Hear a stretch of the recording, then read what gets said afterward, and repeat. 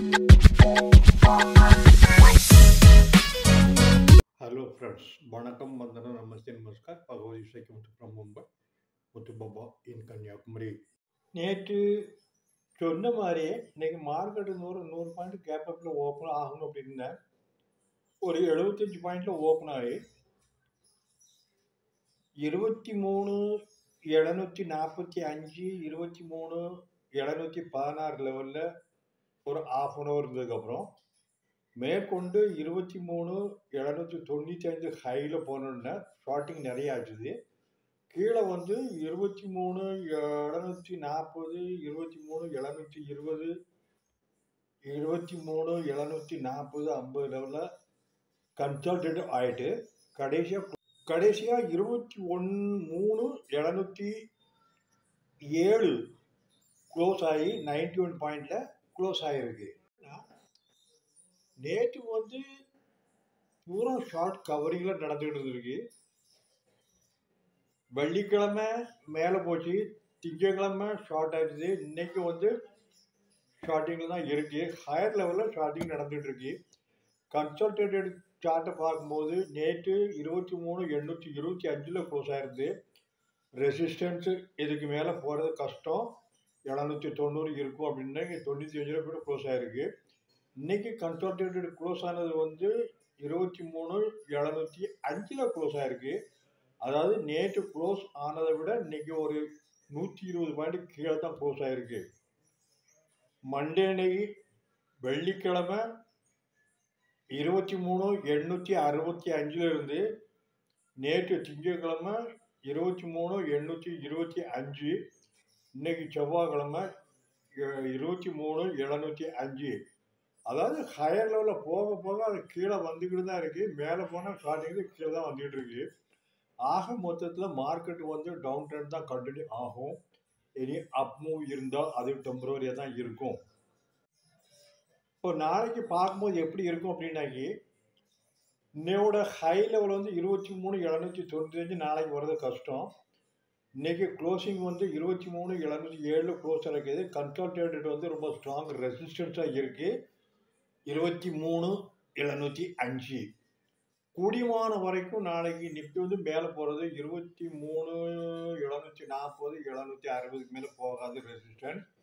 அப்படி இல்லைன்னா ஆஸ்பாஸ் 23,720 730 இன்ட்ராடேயில் ஓப்பனிங் செக்ஷனில் ஓப்பன் ஆனதுக்கப்புறம் டைரெக்டாக கீழே தான் வரும்.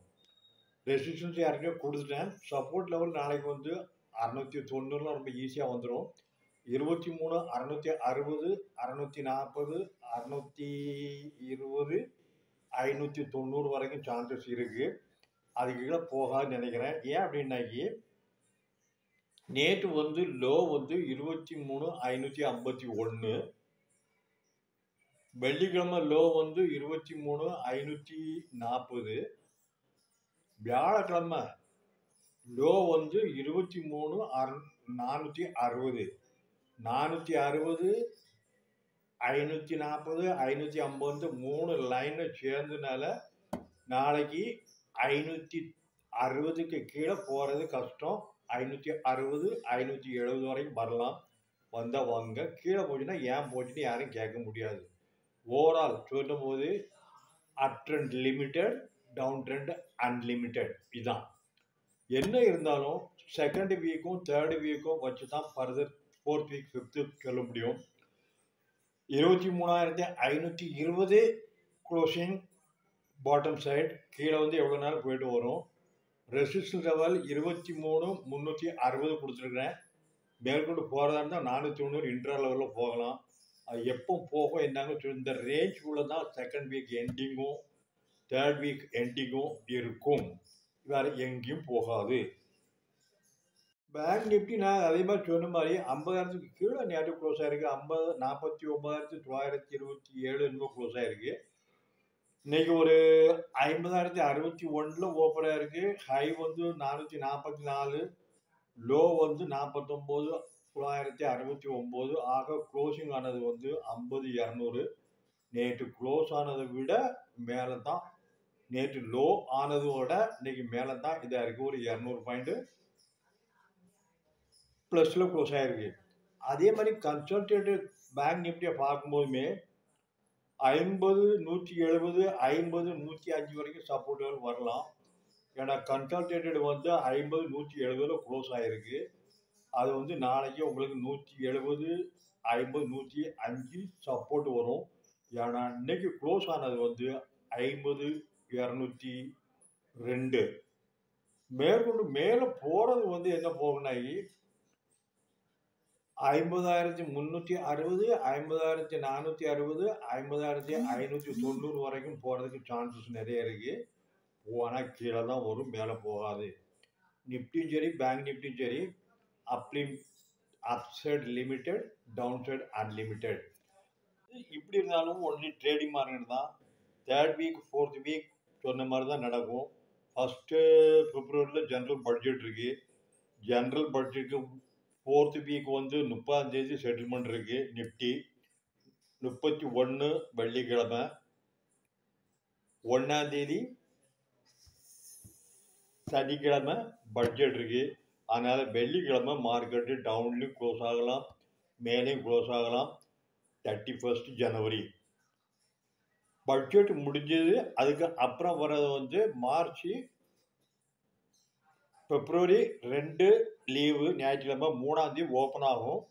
இது ஓப்பன் ஆகுது எப்படி ஓப்பன் ஆகும் அப்படின்னாக்கி ஜூன் 3, 4, 5 இந்த 3 நாளில் எப்படி இருந்தோ post election result, pre election, post election, அதே மாதிரி post budget, present budget, future how it will move the budget, அதே மாதிரி எங்கேனாலும் போயிட்டு வரும், யாரும் கண்ட்ரோல் கிடையாது.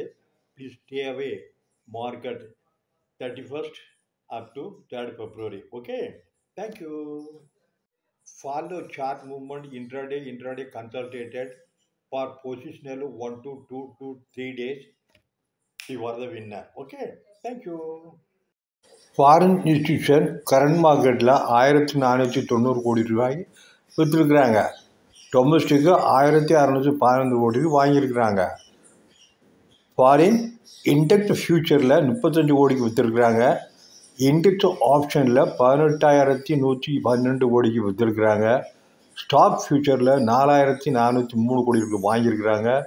ஸ்டாக் ஆப்ஷனில் 1059 கோடி ரூபாய்க்கு வாங்கியிருக்காங்க. மொத்தத்தில் பார்க்கும்போது ஃபாரின் இன்ஸ்டிடியூஷனும் டொமஸ்டிக் இன்ஸ்டிடியூஷனும் ஒரு 25,000 கோடி, 2 பேரும், இவங்க 25, அவங்க 25, 50,000 கோடி விற்கிறாங்க.